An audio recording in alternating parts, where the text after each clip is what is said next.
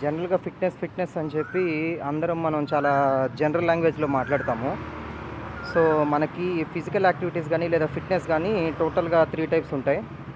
So, first వచ్చేసి endurance అనమాట. Endurance అంటే ఇది మన హార్ట్ రిలేటెడ్. ఏవైతే మన హార్ట్ రేట్‌ని పెంచే ఎక్సర్‌సైజెస్ ఉంటాయో like running, swimming, cycling, skipping ఇవన్నీ గూడా మనకి హార్ట్ రేట్ అనేవి పెంచుతాయి.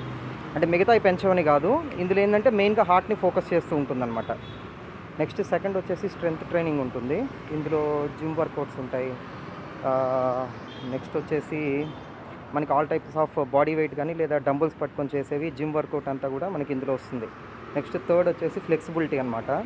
ఈ ఫ్లెక్సిబిలిటీ ఏంటంటే మనకి కాలిస్థెటిక్స్ ఒకటుంటుంది. అండ్ సెకండ్ వచ్చేసి మనకి యోగా ఉంటుందనమాట. సో, ఇవన్నీ గూడా మనకి ఫ్లెక్సిబిలిటీ కిందొస్తాయి.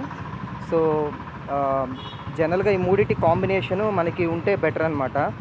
ఆహ్, సో, మీరు గూడా ఈరోజు యోగా డే కాబట్టి నేను ఇదంతా చెప్తున్నాను. సో, ఏదైనా పర్లేదు ఈ మూడిట్లో మీకు నచ్చింది మీరు సెలెక్ట్ చేసుకోండి. కొంచెం ఎంతో కొంత చేయడానికి ట్రై చేయండి. ఎందుకంటే ఇది ఎవరి కోసమో మీరు చేయట్లేదు. మీకోసమే మీరు చేస్తున్నారు. ఇప్పుడు మన దగ్గర ఒక రూ. 10 ఉన్నప్పుడే మనం ఇంకొకరికి ఒక రూ. 2, రూ. 3 దానం చేయగలం. మన దగ్గర ఆరోగ్యం లేనప్పుడు ఇంకొకరికి మనం సపోర్ట్‌గా ఎలా ఉండగలం? ఇంకొకరికి ఆరోగ్యం ఎలా ప్రొవైడ్ చేయగలం?